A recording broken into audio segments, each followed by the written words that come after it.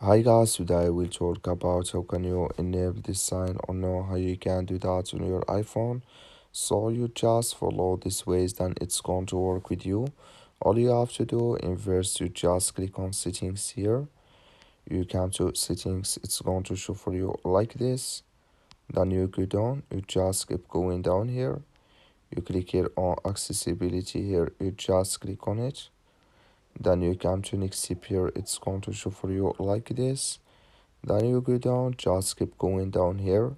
You click here on hearing devices, you just click on it. So then you come to next step here, it's going to show for you like this.